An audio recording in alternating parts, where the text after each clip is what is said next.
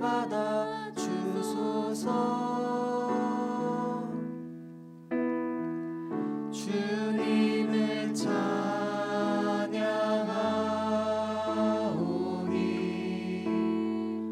주님을 경배하오니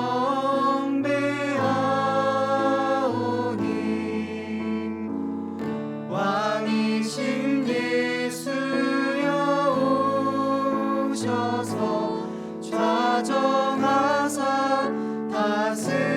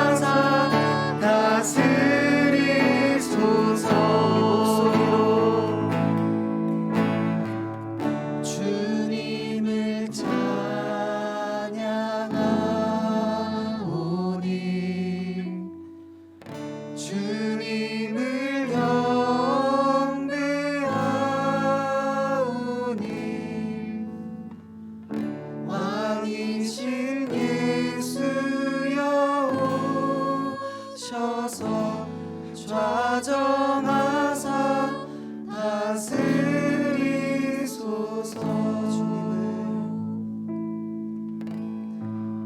주님을 찬양하오니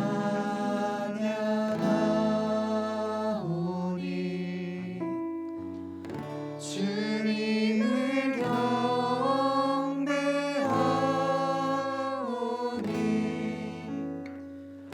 왕이신 예수여 오셔서 좌정하사 다스리소서.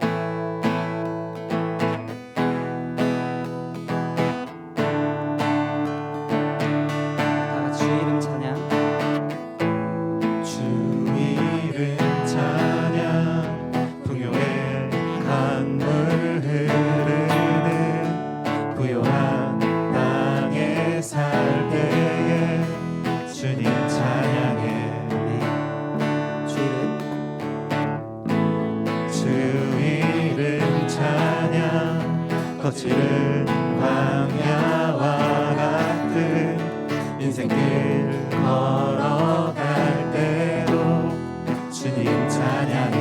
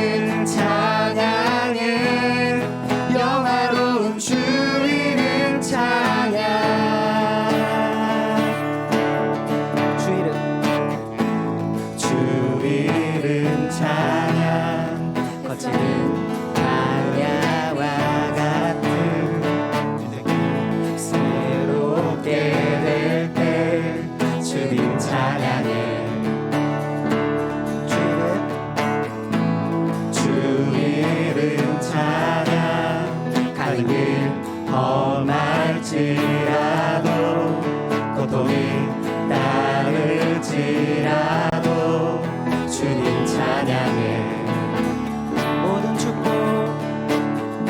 모든 축복 주신 주님 찬양하리. 어느 날이 다가와도 나 외치리. 모든 축복 주신 주님 찬양하리. 어느 날이 다가와도 나 외치리. 주의 이름을 찬양해. 주의 이름을 찬양해. 영화로운 주 이름 찬양해. 주의 이름을 찬양해. 주의 이름을 찬양해. 영화로운 주 이름 찬양. 주님은 주시며 주님은 찾으시네. 내 맘에 하는 말 주 찬양합니다. 주님은 주시며 주님은 찾으시네. 내 맘에 하는 말 주 찬양합니다.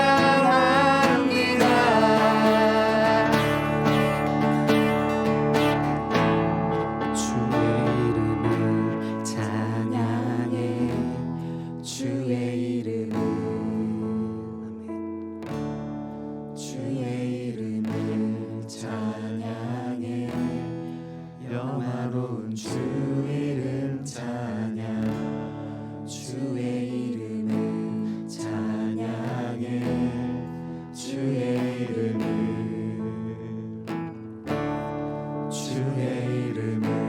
찬양해. 영화로운 주 이름 찬양. 주의 이름을 찬양해.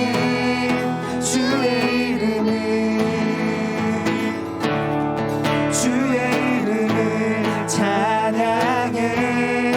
영화로운 주 이름 찬양.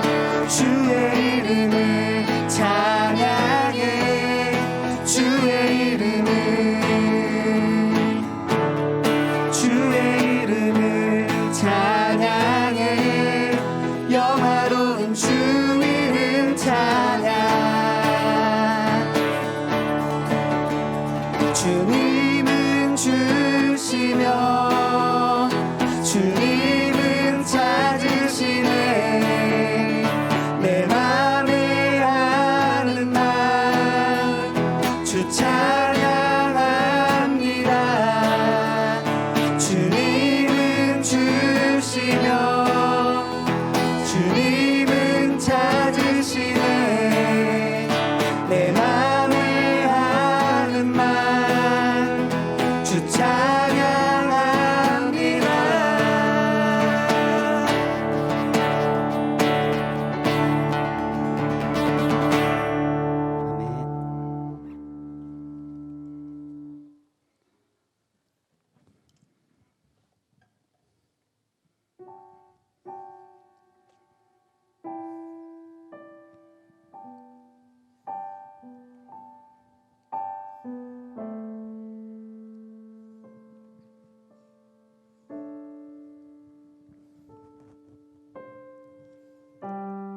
예수, 흠도 죄도 없는 당신이 깊이 감춰둔 내 죄로 인하여 하나님의 어린 양 속죄의 제물 되어 저주받은 나무에 달리셨네.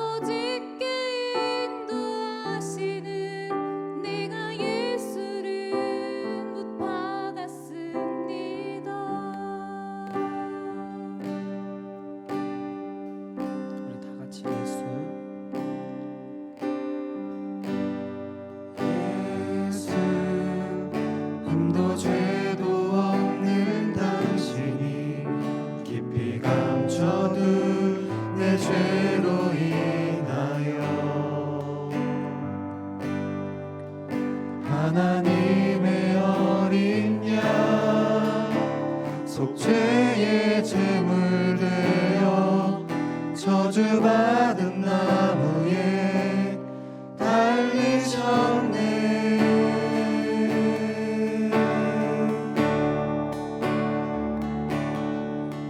내가 예수를 당신을 부인했습니다. 내가 예수를 당신을 못 박았습니다. 당신이 행하신 일 모든 약속을 다 잊고 십자가의 예수를 매달았네. 내가 예수를 당신을 부인했습니다. 내가 예수를 당신을 못 박았습니다. 나의 모든 죄를 지고 아버지께 인도하시는 내가 예수를 못 박았습니다.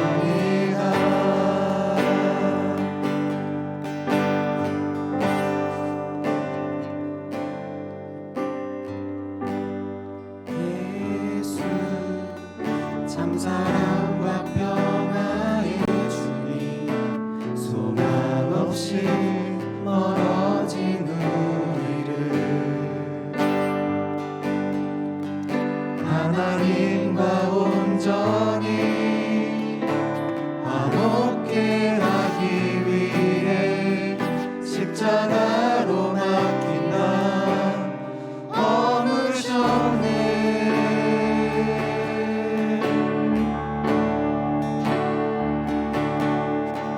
내가 예수를 당신을 다시 바라봅니다. 내가 예수를 당신을 사랑합니다. 당신이 행하신 일 흔들리지 않는 사랑, 깨지지 않는 약속 붙들리네. 내가 예수를 당신을 다시 바라봅니다. 내가 예수를 당신을 사랑합니다. 갚을 수 없는 사랑, 아버지께 인도하시는 내가 예수를 사랑합니다. 내가 예수를 당신을 다시 바라봅니다. 내가 예수를 당신을 사랑합니다. 당신이 행하신 일 흔들리지 않는 사랑, 깨지지 않는 약속 붙들리네. 내가 예수를 당신을 다시 바라봅니다. 내가 예수를 당신을 사랑합니다. 갚을 수 없는 사랑, 아버지께 인도하시는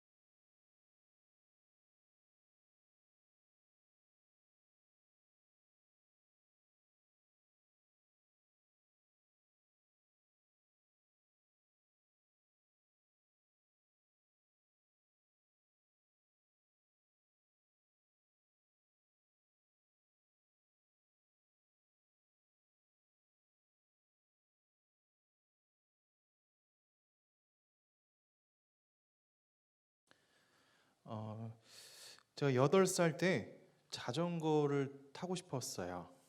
유치원 때부터 저희 집은 자전거가 없었어요.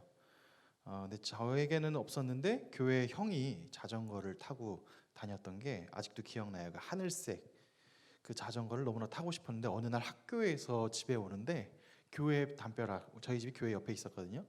교회 담벼락에 그 하늘색 자전거가 주차돼 있는 거예요. 세워져 있어요. 저는 8살에 학교에서 돌아오는 그 길에 딱 보고 아무도 없으니까 탔어요. 너무 좋은 거예요. 한 30분을 신나게 타고 다시 거기다 갖다 놨어요.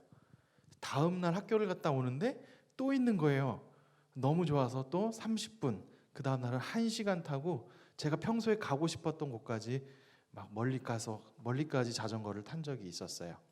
그리고 나서 그 한 주간은 너무나 행복했던 한 주간이었는데 그 주말이 되고 주일이 되었어요. 주일 학교에 그 자전거 주인 형이 왔고요. 그 형이 내 자전거 여기다 세워놨지 하고 그 형이 타고 집에 가버렸어요. 다음 날부터 제가 학교를 가는데 너무 슬픈 거예요. 집에 가면 자전거가 없잖아요. 난 자전거가 없어. 내가 타고 싶은 그 하늘색 자전거 너무나 타고 싶은데 나에게는 없었던 거예요. 그래서 그 슬픔이 상당히 오래 갔고 제가 9살에 첫 자전거를 살 때까지 그 기억이 너무 오랫동안 잔상이 남아 있었어요. 우리는 가끔 그 자전거는 내 게 아니거든요. 근데 저는 내 것처럼 생각했기 때문에 너무 슬펐던 건데요. 우리는 가끔 내 것이 아닌데 내 것이라고 생각하는 경우가 있어요. 뭐 가깝게는 물건이 있겠죠. 여러분들 뭐 취미생활하면서 물건 사본 분들은 알겠지만, 야, 이 물건 내가 평생 써야지. 와, 이거 진짜 좋다. 평생 써야지라고 생각해도 그렇지 못한 경우를 보잖아요. 시간이 지나면 자연스럽게 사라져 있거나 없어지는 경우도 봐요. 물건도 내 거라고 생각하지만 사실 어느새 내 것이 아닌 경우가 훨씬 많아요. 하물며 사람인 경우에도 마찬가지겠죠. 누군가는 우리 교회에 연애를 하시는 분도 계실 터인데 이런 얘기를 해요. 너 누구 거냐? 연애할 때 이런 얘기 하실 수 있죠. 나는 너의 것이고 너는 내 것이다 라고 그런 잠깐 눈에 뭐가 씌었을 때 하는 이야기가 멘트가 있어요. 네, 과연 내가 네 것일까? 엄청난 의문을 품고 있습니다. 우리 결혼한 종복 형제님은 네, 그냥 웃죠, 그죠? 웃어요, 웃습니다. 네, 누구 건가라는 착각을 합니다.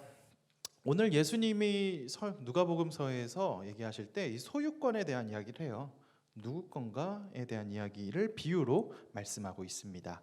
이 비유의 내용을 먼저 잠깐 이야기를 하면요, 큰 포도원에 주인이 있었어요. 그 주인은 자기 대규모 농장을 갖고 있었는데 그 농장에 일하는 사람들을 두었던 거예요. 그리고 그 사람들이 일을 하는 동안 한참 동안 떠나 있었어요. 아마 처음에 그 농장에서 일하는 사람들은 당연히 세금을 내야겠구나, 당연히 그 수수료를 내야 돼요. 그 자기가 열심히 해서 얻은 물건의 일부를 떼어서 주인한테 바쳐야 돼요. 왜냐하면 자기 게 아니니까. 그런 생각을 하고 있었는데 주인이 연락이 없네. 이번 연도에 뭐 얼마를 내라는 얘기가 없어. 한 해, 2해, 오랜 기간 동안 가타부타 연락이 없는 거예요. 그러다 보니까 안 줘도 되겠구나 하는 게 을에 자연스러워졌어요. 그러다 보니까 그 포도원에 있는 일하는 사람들은 그 포도원이 자기 것이라고 착각까지 하게 된 거죠. 이렇게 생각해 보면 좋을 것 같아요. 여러분이 어느 방을 얻었어요. 월세를 계약해서 한 달에 50만 원짜리 방을 얻은 거예요. 50만 원을 지출해야 되는데 주인이 달란 소리를 안 해요. 근데 까먹고 나도 안 냈어. 근데 아무 말도 안 하네. 다음 달이 됐는데 또 아무 말도 안 해. 그렇게 1년이 됐고 2년이 됐어요. 그럼 여러분은 어떤 마음이 들까요? 와, 이 집은 거의 그냥 내 거라고 생각하겠죠? 소유권은 내 거가 아니지만 그래도 거의 내 거라고 생각할 거예요. 왜 돈 안 내도 되고 내 마음대로 쓸 수 있으니까. 지금 이 포도원에서 일하는 사람들은 이런 마음이었어요. 그러다 어느 날 포도원 주인이 소장농들에게 말을 합니다. 야, 이제 소장료 내라. 야, 이제 세금 내라. 이제 너희가 원래 내야 될 거 내라 라고 이야기를 하면서 자신의 이야기를 전해줄 종을 보내요. 상식 있는 사람들이라면 그동안 여러분이 만약에 한 2년 동안 월세를 안 내고 무료로 살았다면 이제 그동안 밀린 거 다 내라가 아니라 이번 달부터 월세 다시 내세요 라고 하면 내는 게 정상이에요. 상식이 있다면. 그런데 내가 그걸 왜 내? 원래 안 내는 거 아니야? 하면서 한마디로 호의가 엄청난 권리가 돼버려서 말하러 온 사람을 때려서 쫓아내요. 주인이 이것을 보고 황당했겠죠? 뭐 저런 사람들이 다 있어? 라고 생각했어요. 근데 주인이 과격한 사람이 아니었어요. 바로 뭐 법정 고소 들어가가지고 방 빼고 그동안 거 막 청구하고 이런 게 아니라 다시 다른 사람을 보냈어요. 아이 다시 줘. 야 빨리 줘. 너네 나한테 줘야 될 거 줘. 이 주인 나잖아. 하고 사람을 보냈는데 이번에는 그냥 때리기만 한 것이 아니라 모욕까지 하면서 쫓아냈다고 성경은 말해요. 세 번째에는 사람을 또 보냈더니 이제는 상처를 입혀서 보내요. 와, 이 주인이 보면 여기까지 오면 많이 참았다고 생각할 수 있는데 주인은 좀 더 선한 분이었어요. 주인은 생각해요. 만약에 내가 내 아들을 보낸다면 이 사람들이 내 아들을 존중하고 존경하기 때문에 소장료를 낼 거야 라고 생각하고 아들을 보냅니다. 그런데 그 사람들이 아들이 오니까 자기들끼리 회의를 하는 거예요. 한마디로 그 집을 공짜로 쓰고 있던 사람들이 집주인의 아들이 오니까 회의를 해요. 회의를 하고 이런 결론에 도출해요. 저 아들을 죽이면 이 집 소유가 자기 것이 될 거라는 말 같지도 않은 논리의 이야기를 하는 거예요. 그리고 실제로 그 아들을 죽입니다. 이 얼마나 악독하고 나쁜 행동일까요? 그 결과 어떤 일이 일어나는가? 포도원 주인은 크게 노합니다. 대노했고요. 그래서 주인이 찾아와서 아마 군대를 이끌고 왔겠죠. 그리고 그 소장농들을 다 죽이고 포도원을 다른 사람들에게 맡긴다라는 이야기가 오늘 누가복음서 읽지 않았던 그 본문 바로 위에 있는 이야기예요. 이러한 일들이 일어난 것은 지금 포도원에서 농작하던 소장농들이 자신이 그 포도원의 주인이다라는 생각과 착각에 빠져 있기 때문에 그 결과 진짜 주인을 아주 업신여겨서 일어난 비극과 같은 상황입니다. 근데 이게 우리의 이야기로도 갖고 볼 수 있어요. 우리도 이런 생각을 많이 해요. 어렸을 때 제가 만약에 그 자전거가 내 거인 것처럼 너무 푹 빠져가지고 일주일 타니까 너무 신난 거지. 그래서 그 형이 가져갈 때 막 대들고 싸워. 이거 내 거야! 라고 하면 저는 완전 진상이 됐겠죠. 그런 어린이들 종종 있어요. 잠깐 빌려줘. 저희 아들도 옛날에 그랬어요. 제가 뭐 쓰고 싶다고 해서 빌려주면 이제 자기 거인 것처럼 내 거 다 망가뜨리고, 그럼 저도 같이 아들이 돼가서 순간 저도 아이가 돼서 싸우고 있는 저를 보면서 현타가 오고 뭐 그런 경우도 있었는데요. 소유에 대해서 우리도 각자 자기 거라고 막 주장을 합니다. 근데 물건뿐만 아니라 이 시대에서 가장 중요하게 한 가지 흐르는 사상이 하나 있어요. 그 사상은 뭐냐면 바로 현대의 주문과 같은 건데요. 네 삶의 주인은 바로 너야. 그러니까 너 하고 싶은 거 다 해. 너가 하고 싶은 거 다 할 수 있어. 라는 주문을 우리는 배우고 살았고 이미 몸속 깊이 새겨져 있어요. 그게 이 포스트 모던 시대를 사는 우리에게 주어진 시대의 이야기예요.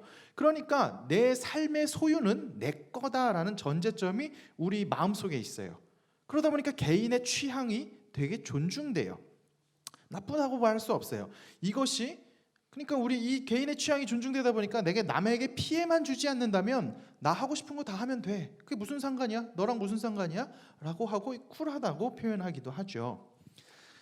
그러다 보니까 뭐 보장되지 않은 미래에 투자하기보다는 지금을 즐기는 반형도 나오고, 무엇이 옳다 그르다라는 이야기를 하고자 하는 게 아니에요. 지금 시대의 가르침이 옳다 그르다 이야기하고자 하는 것이 아닙니다. 그 과거 어른 시대의 권위주의에 살아서 뭐 정말로 뭐 내 삶의 의미도 없이 너 이거 해야 돼 그냥 막연히 해야 됐던 그 시대들이 또 옳다 그르다 말하고자 하는 것도 아니에요.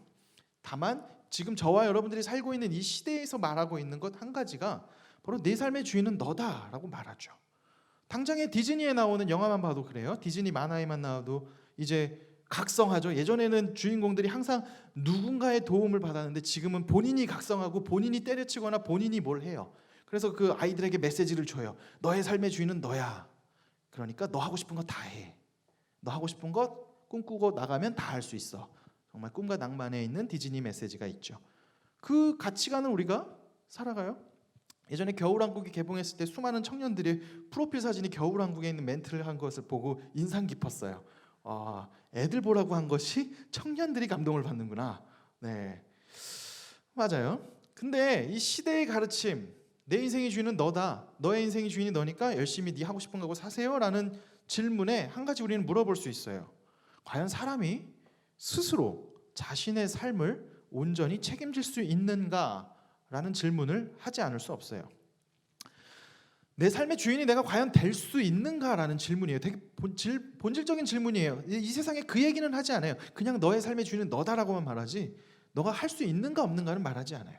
잘 생각해봐요. 그 메시지를 듣고 내 삶의 주인이 될 수 있으려면 상당히 많은 조건들이 필요해요. 나름의 문화적, 경제적, 정치적으로 안정된 선진국에서 태어나야 할 것이고요. 또 상당히 좋은 부모님 밑에서 풍요로운 자원을 가지고 고민 없이 많은 꿈을 자유롭게 꿀 수 있는 환경 속에서 자라날 때 나는 내 꿈대로 내가 하고 싶은 거 내 유리벽을 내가 뚫었어라고 자랑스럽게 말하겠죠. 사실 되게 많은 결들이 있는데 우리는 그것을 다 뒤로 한 채 그냥 내 인생의 주인은 너다라고 말을 하기도 해요. 제가 예전에 드라마를 되게 인상 깊게 본 게 있어요. 2007년도에 나왔던 드라마 하얀 거탑이라고 있는데요. 물론 2018년도에 이게 인기가 너무 많아서 다시 MBC에서 개봉했다고 하나? 다시 TV에서 방영해 준 적이 있다고 합니다.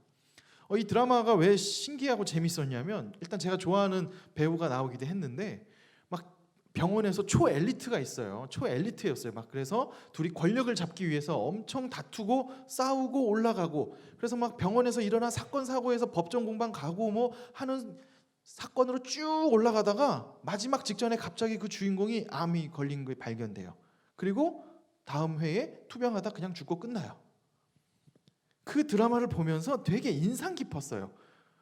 뭘 위해서 저렇게 달렸을까라는 생각을 해보는 거죠. 사람이 자신이 계획한 것까지 살고 이루고 자신의 삶에 자기가 주인이 되려면 최소한 내가 계획하고 인정하는 그때까지 내가 살아 있어야 된다는 전제점이 있는데 정작 중요한 건 내가 내일을 살아서 있을지 없을지를 내가 결정할 수 없다는 거예요. 톨스토이의 소설 중에 사람에게는 무엇이 필요한가라는 소설이 있어요. 여기 한 가지 에피소드가 나와요.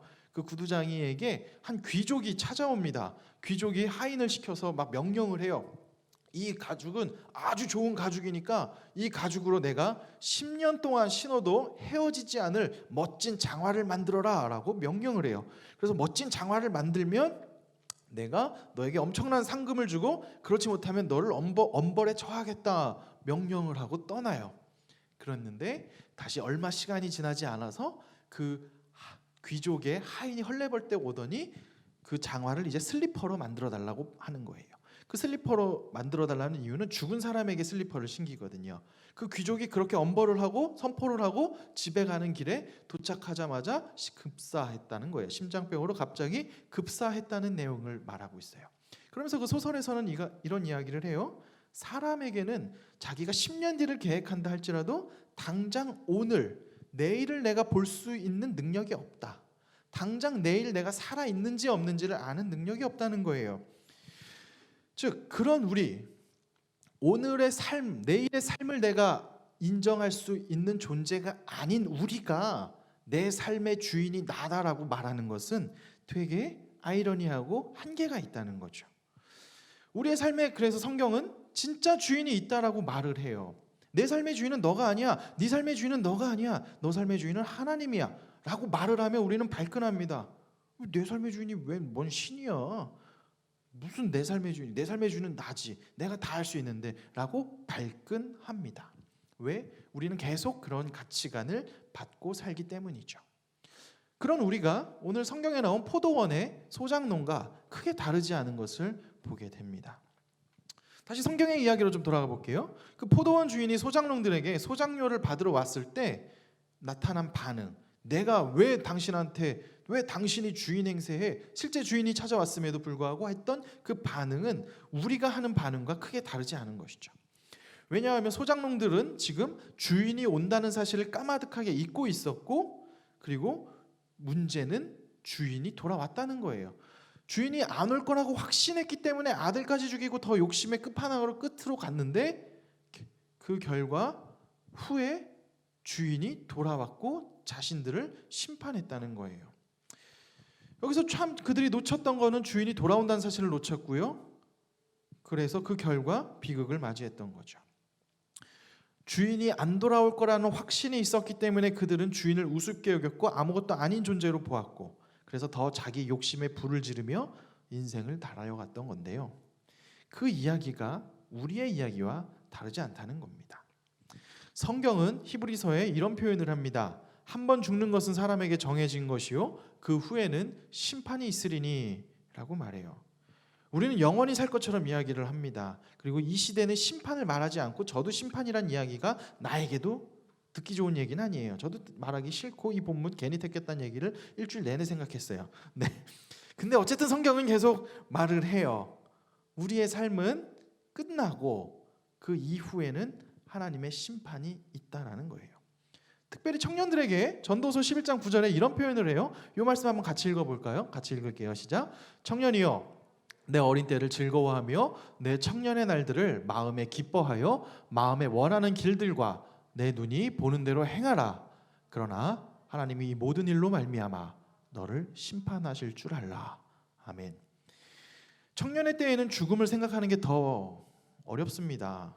물론 가까운 지인이 갑작스럽게 사고를 당해 죽는 경우를 보거나 내가 삶의 라는 한계를 보지 않는 이상 죽음이라는 것을 멀리하고, 현대는 더 타부시하고 멀리하죠.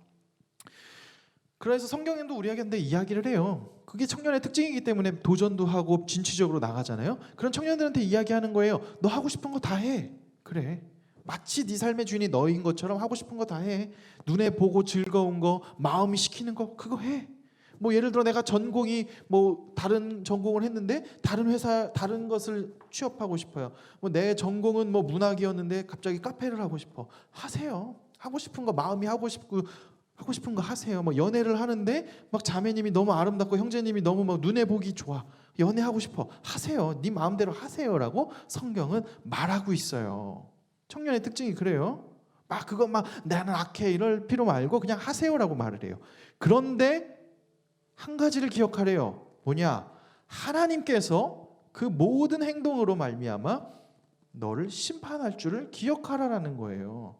그래서 전도서 12장 1절에는 주 너의 하나님을 창조주를 기억하라. 하나님을 기억하라가 청년들에게 하는 메시지죠. 우리가 하는 행동에 대한 대가가 따른다라고 성경은 말해요. 사실 이 이야기는 되게 불편합니다. 저에게도 불편하고 늘 모두에게 불편해요. 기독교인이라면 이것을 잊고 싶지만 성경은 분명히 심판에 대해 이야기하고 있기 때문에 피할 수는 없어요. 수학자였던 파스칼은 이것을 4가지 경우의 수로 이야기를 해요. 한번 보여주면 좋겠는데요. 한 가지는 심판이 없는 것처럼 살았는데 심판이 실제로 없는 경우, 확률로 했어요. 하나는 있는 것처럼 살았는데 갔더니 없어. 그러니까 평소에 심판이 내가 첫 번째는요, 없는 것처럼 열심히 살아요. 그냥 야씨 죽으면 끝이지, 인생 뭐 있어, 즐겨 하고 막 하고 싶은 거 하고, 내가 뭐 그냥 더 말초신경에 인생을 걸거나 아니면 뭐 더 권력에 인생을 걸거나 해서 뭐 걸어요. 그렇게 살았어. 근데 죽었는데 없어. 흙으로 돌아가고 끝이야. 그냥 재해가 되고 끝났어요. 그럼 뭐 그냥 그렇게 살다 간 거죠. 그냥 뭐 나쁘지 않았던 것 같아요. 두 번째는 근데 심판이 있는 것처럼 살았어요. 여러분처럼 저처럼 막 살아요. 막 좀 약간 보기에는 뭐 남들처럼 욕망에 불타서 살지 못하니까 좀 아쉬운 게 있잖아요. 막 내가 참아야 되나 하고, 괜히 교회만 안 다니면 내가 나에게 함부로 하는 애 그냥 욱해가지고 나도 할 수 있는데 갑자기 말씀이 생각나서 참게 되는 이런 좀 억울한 일들 종종 당하잖아요. 그런 일들을 하면서 살았어요. 근데 딱 죽었는데, 여러분이 죽고 제가 되고 화장하고 딱 했는데 아무것도 없어. 그러면 좀 아쉬울 거예요. 많이 아쉽겠죠. 어쩌면 그냥 인생 뭐 있어 하고 살 걸, 막 이런 생각이 들 수도 있겠어요. 그런데 크게 손해는 아니에요. 하나님과 함께 했기 때문에 뭐 거기에서 위로도 받고 뭐 심리적 치료도 받고 했기 때문에 큰 손해는 아니었어요. 세 번째인 경우가 있어요. 심판이 있는 것처럼 살았어요. 하나님의 심판이 말씀대로 진짜 말씀이 있구나, 심판이 있구나 생각하고 살았는데 죽었는데 끝나고 나니까 진짜 심판이 있네. 하나님이 근데 야 너는 내 아들이다 내 딸이다 하고 막 해줘요. 성경에서 말하는 게 진짜 있는 거예요? 그럼 우와, 마치 뭐 그냥 삼성 주식 그냥 한 2개 얼떨결에 샀는데, 냉장고가 예뻐가지고 삼성 주식 한 10개 샀는데 테슬라 주식 뭐 샀는데 하는 것처럼 오, 놀라운 일이죠? 놀라운 일을 겪게 될 거예요. 근데 문제는 마지막이에요. 심판이 없는 것처럼 살았는데 실제로 있어요. 그걸 감당할 수 있을까? 라는 질문이에요. 파스칼은 생각했어요. 이걸 내가 감당할 수 없겠구나. 다른 거는 내가 감당할 수 있는데 심판이 없는 것처럼 내 마음대로 내가 하고 싶은 거 다 하고 살았는데 그냥 말초신경의 자극대로 살았는데 죽었더니 심판이 있을 경우에 그게 내가 감당이 안 된다라는 것이 그의 결론이었어요. 그렇기 때문에 그는 심판을 믿으며 살았어요. 참 이 이야기는 포도원 농장 소작농에게 적용이 돼요. 포도원 소작농들은 지금 심판이 없는 것처럼 살았어요. 그 주인은 그냥 그림 속에 있는 호랑이라고만 생각하고 살았어요. 그랬는데 그 호랑이가 그림 속에 있는 호랑이가 아니라 실제 호랑이였고 심판이 있는 상황이 되었고 그 심판 앞에서 비극을 맞이하게 된 것이죠. 그렇다면 우리에게 질문을 해볼게요. 제가 여러분에게도 말했고 저도 마찬가지지만 우리는 그 포도원에 있는 소작농과 크게 다르지 않은 마음이 있어요. 내 삶의 주인이 나라고 생각하기도 하고 하나님을 부인하는 경우도 많고 심판 얘기하면 에이씨 어디서 무슨 겁박을 해 라는 생각을 마음속에 할지도 몰라요. 그럼 심판에서 벗어날 길은 있는가? 어떻게 해야지 그 심판에서 벗어날 수 있는가? 예수님은 이 비유를 마치시고 그 마지막 부분에 18절 오늘 읽은 17절 18절에 이런 말씀을 하세요. 17절을 보면 이런 말씀을 하십니다. 그들을 보시며 이르시되 그러면 기록된 바 건축자들의 버린 돌이 모퉁이의 머릿돌이 되었느니라 함이 어찌미냐. 이 이야기는 바로 예수님에 대한 이야기죠. 예수님이 머릿돌이 되었다라고 이야기를 하는 거예요. 그러고 나서 마지막 18절에 이런 표현을 합니다. 무릇 이 돌 위에 떨어지는 자는 깨어지겠고 이 돌이 사람 위에 떨어지면 그를 가루로 만들어 흩으리라 하시니라 라고 말을 합니다. 예수님 무서운 얘기를 해요. 아니 반석 그 버린 돌이 주춧돌이 된 것까지는 알겠는데 재밌는 이야기를 해요. 사람이 그 돌 위에 떨어지면 깨지겠고 사람 위에 그 돌이 떨어지면 가루가 되어서 흩어진다라는 이야기를 해요. 제자들에게. 이 이야기가 뭘까? 무서운 거예요. 첫 번째 이야기를 예수님께 떨어지면 깨어진다라는 거죠. 예수님께 나아가고 예수님 위에 떨어지면 사람이 깨어진다? 이게 무슨 말일까 하고 봤더니 아마 여기서 여러분 중에 예수님을 인격적으로 만난 경험이 있을 거예요. 여러분 중에 제가 진짜 죄송한 얘기지만 아직 회심이 필요한 분들이 계세요. 저도 교회 오래 다녔지만 회심하지 않았을 때는 그냥 머리로는 알지만 예수님이 고백되어지지 않았어요. 되게 극적인 여러 가지 결들을 통해서 예수님이 만나지게 되었고 예수님께 인격적으로 회심하고 가게 될 때 필연적으로 그 전에 내 마음의 심령의 내 밭은 다 깨져요. 나의 추악한 모습을 직면해 보게 되죠. 예수님을 진짜 만나면 두 가지 반응이에요. 크게 예수님을 진짜 만나면 주여 나는 죄인이로서이다. 나를 피하소서라는 나에 대한 절망으로서 주님을 바라보거나 아니면 뭐야 가시오 당신 얘기 듣고 싶지 않소 가세요 나보고 죄인이라고 필요 없어 가라는 두 가지 반응밖에 없어요.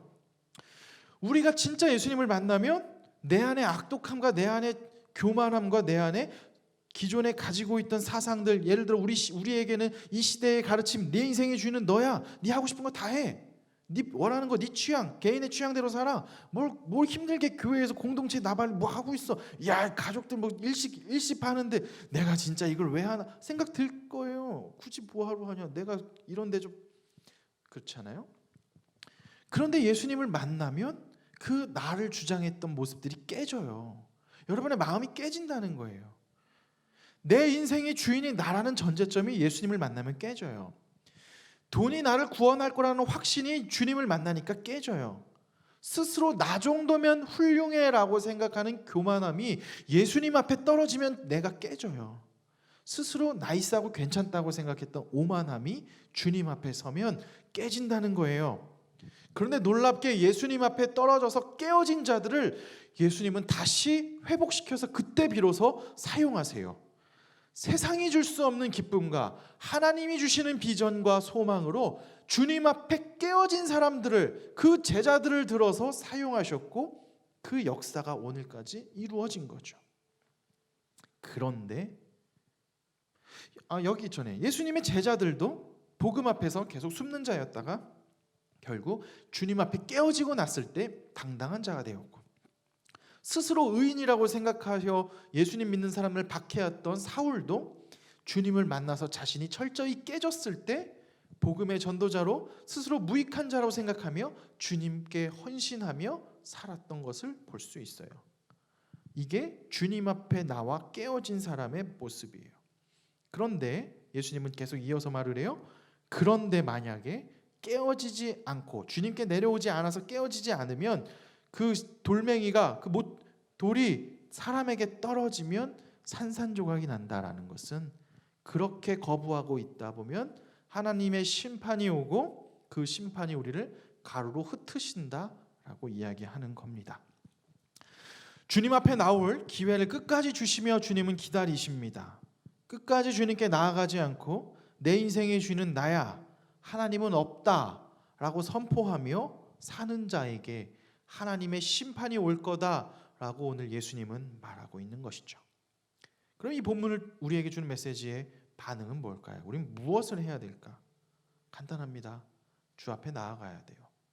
주님 앞에 나아가는 거예요. 이 두 가지 길이 있다면 버티다 내려와서 깨어지고 가루가 되는 것이 아니라 내가 항복하고 주께 나아가는 거죠. 근데 주님께 나아가는 건 아픈 일이에요. 왜 아프냐? 여러분 스스로 나 정도면 괜찮다라고 생각했던 그 마음이 주님을 진짜 만나면 깨져요. 이 정도면 훌륭하다고 생각했던 나에 대한 생각도 깨지고, 이 정도 재산이 있으면 떵떵거릴 만하다라고 생각했던 내 명예도 주님 앞에 정말로 서게 되면 깨진다는 거예요. 그런데 기억해야 될 건 그 깨어진 자를 주님은 그때서야 비로소 사용하신다는 겁니다. 저는 여러분 이 말씀을 함께 살아봤으면 좋겠어요. 오늘 말씀은 소화하기 참 어려워요. 지금 말하면서도 괜히 이 말씀을 택했나라는 생각이 조금 들 정도로, 하지만 이 말씀은 저와 여러분에게 오늘 주시는 메시지예요. 저는 여기에서 벗어나 있냐? 그렇지 않아요. 오늘 우리에게, 저에게, 여러분에게 주시는 하나님의 메시지는 명료합니다. 예수님께 나아가라. 그리고 그 앞에 나아가 나의 오만함을 내려놓고 회개하고 돌아서라. 그 깨어진 우리를 하나님은 다시 들어서 회복시키시고, 그때야 비로소 하나님의 당신의 일을 위한 도구로 우리를, 그 깨어진 존재를 하나님께 항복 선언한 그 사람을 사용하실 것입니다. 저는 여기에 있는 청년들 한 명 한 명 중에 혹시 지금 마음으로 이런 주님 앞에 내가 나아가기로 결단하고 내가 주님께 나아가 비록 깨어지겠지만 주님께 나아가서 항복하기를 결단하는 심령이 한 명 한 명 있다면 그 마음을 주님이 위로하시고 만지시고, 그리고 그때 비로소 여러분을 이 세상에 빛과 소금의 역할로 사용하실 것을 확신합니다. 그러니 우리 함께 주님께 나아갑시다. 주님께 담대하게 나아가는 저와 여러분 되시길 주님의 이름으로 축원합니다. 우리 모든 상황 속에서 찬양을 부르면서요, 우리의 이 신앙 고백을 같이 하도록 하겠습니다. 우리의 상황이 녹록지 않습니다. 우리의 상황이 날마다 기쁘지만 있는 것도 아닐 수도 있어요. 그러나 그럼에도 불구하고 그 상황 속에서도 하나님을 찬양하고 예수님께 나아가는 우리의 고백을 담아 이 찬양을 함께 부르겠습니다.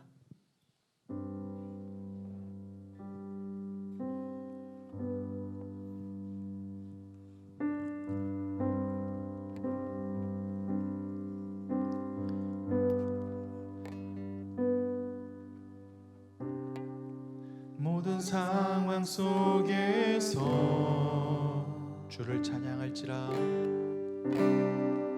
주를 찬양할지라.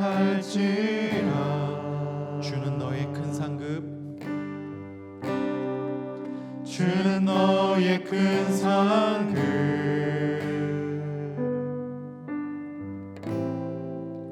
큰 도움이시라. 주의 얼굴 구할 때, 주의 얼굴 구할 때, 주의 영을 부으사, 주의 영을 부으사, 크신 사랑 안에서, 크신 사랑 안에서 주를 보게 하소서. 아멘. 주를 보게 하소서. 내 영혼이 확정되고 확정되었사오니. 내 영혼이 확정되고 확정되었사오니 믿음의 눈 들어 주를 바라봅니다. 내 영혼이 확정되고 확정되었사오니 믿음의 눈 들어 주를 바라봅니다. 다시 한번 찬양할게요. 모든 상황 속에서 모든 상황 속에서 주를 찬양할지라. 아멘. 주를 찬양할지라. 주는 너의 큰 상급. 아멘. 주는 너의 큰 상급 큰 도움이시라. 큰 도움이시라. 내 영혼이 확정되고 확정되었사오니. 내 영혼이 확정되고 확정되었사오니 믿음의 눈 들어 주를 바라봅니다. 내 영혼이 확정되고 확정되었사오니 믿음의 눈 들어 주를 바라봅니다. 주를 찬양할 때 주의 나라. 주를 찬양할 때 주의 나라 힘이 임했네. 주의 영원한 나라 주 보게 하소서. 내 영혼이 확정되고 내 영혼이 확정되고 확정되었사오니 믿음의 눈 들어 주를 바라봅니다. 내 영혼이 확정되고 확정되었사오니 믿음의 눈 들어 주를 바라봅니다. 내 영혼이 확정되고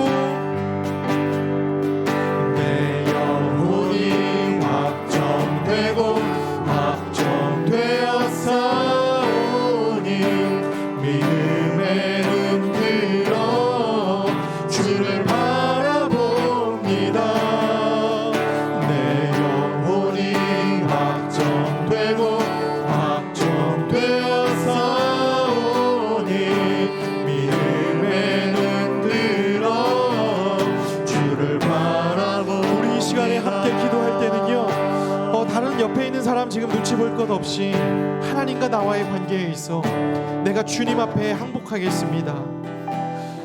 주님, 내가 주님께 나아가겠습니다. 나의 오만한 마음을 깨겠습니다. 주님, 나를 사용하여 주시옵소서. 나는 부족한 죄인입니다. 주님은 우리를, 하나님, 우리가 주님께 나아가서 내가 주님 앞에 깨어지겠노라고 나가길 바랍니다. 그런 우리를 주님은 나무라지 않으십니다. 주님 앞에 깨어진 사람들을 하나님께서는 다시 일으켜서 세워주시며 그 사람들을 또다시 모퉁이의 돌로 하나님이 세우십니다. 우리는 그 사실을 압니다. 하나님의 심판이 우리 믿는 자에게는 하나님의 상주심이 되심을 우리는 믿습니다. 그러기 위해서는 우리가 먼저 주님께 나아가야 합니다. 주님은 끝없이 우리를 사랑하는데, 주님, 이제 내가 당신께 나가겠습니다. 내가 주님께 나가겠습니다. 나 스스로 내가 대단하다고 생각했던 오만함을 내려놓습니다. 나 스스로 괜찮은 사람이라고 생각했던 자만함을 내려놓습니다. 내 인생의 주인이 나라고 생각했던 어리석음을 하나님 앞에 내려놓고 당신이 내 삶의 주인이십니다 라고 고백하며 나아가겠습니다. 이 시간에 우리 주님 앞에 나아가기를 결단하길 소망하며 함께 주님의 이름 부르짖고 기도하겠습니다. 주여, 사랑과 은혜가 은혜가 많으신 아버지 하나님, 이 시대에 우리 청년은 살아갑니다. 이 시대의 가르침 속에서도 하나님을 우선순위로 두고 하나님을 신뢰하며 나가기로 생각하고 결단합니다. 하나님, 이 세상은 끝없이 말합니다. 너의 인생의 주인은 너다. 그러니 스스로 너가 너의 인생을 개척해 나가라라고 말합니다. 그러나 성경은 말합니다. 우리의 인생의 주인은 우리가 아니다. 우리의 인생의 주인은 만군의 여호와 하나님이시다. 그 하나님께 나아오라 말합니다. 하나님, 우리에게 엄청난 율법을 지어준 것도 아닙니다. 오직 예수 그리스도께 나오기만 하면 됩니다. 예수 그리스도께 무릎 꿇고 나아갈 때 주님이 우리를 구원하십니다. 우리가 입으로 지인하고 마음으로 믿어 주님께 구원에 이른다고 고백합니다. 우리의 심령과 우리의 입술이 주님을 고백하길 소망합니다. 주님, 당신만이 내 삶의 구원자이십니다. 내가 당신만을 우선순위로 두고 살겠습니다. 하나님, 내가 전제점 가지고 있던 수많은 것들을 전제점을 뒤로 한 채 하나님 당신만을 우선순위로 두고 살겠습니다. 이 시간 내가 회개하오니 주님이 마음을 긍휼히 여겨주시고 우리에게 세임 허락하시며 나를 사용하실 하나님을 기대합니다. 하나님께서는 우리의 사정을 모르지 않으십니다. 예수님께서는 우리를 능히 구원할 수 있는 힘이 있으십니다. 모든 고난 고초 당하셨던 예수께서 십자가에 달려 죽기까지 희생하신 예수님께서 우리를 위해 죽으셨고 다시 살리셨습니다. 그 아들 예수님을 믿음으로 말미암아 우리는 주님의 자녀가 되는 권세를 얻었습니다. 그 놀라운 복을 내가 누리겠습니다. 하나님, 그러니 먼저 내가 주님께 이 복음의 소식을 들었을 때, 주님께 나오라고 했을 때 내가 나가겠습니다. 내 인생의 주인은 하나님이십니다. 내 인생의 주인은 오직 주님뿐이십니다. 내가 이 시간 결단합니다. 내가 이 시간 결단합니다. 내가 이 시간 결단하여 주님께 시간을 쪼개겠습니다. 내 삶의 중요한 부분들을 쪼개겠습니다. 내 인생의 우선순위를 당신께 두겠습니다. 하나님, 깨어진 내 마음을 하나님이 회복시키실 것을 기대하오니 주님, 내가 주님께 나가겠습니다. 나를 사용하여 주시옵소서.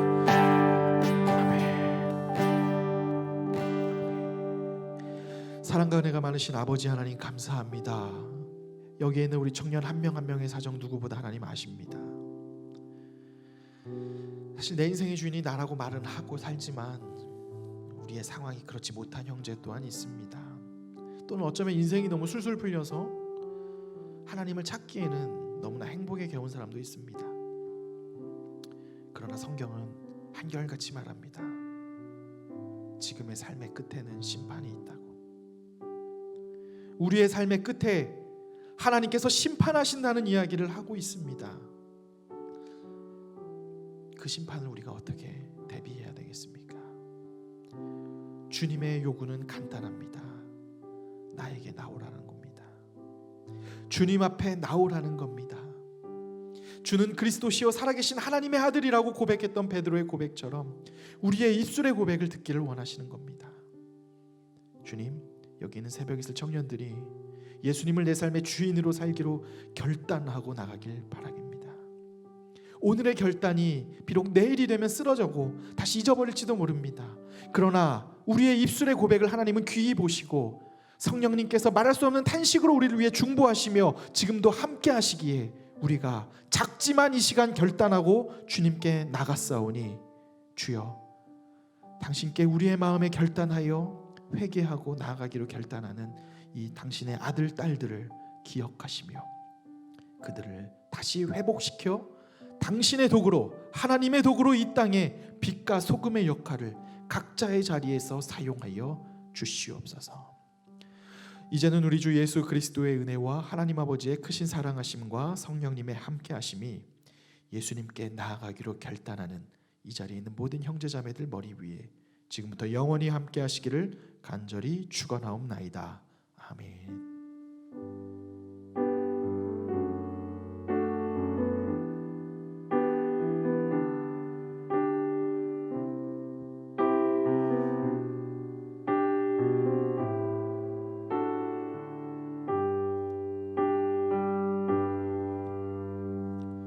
네, 우리 하나님께 영광의 박수 올려드리며 예배를 맺도록 하겠습니다.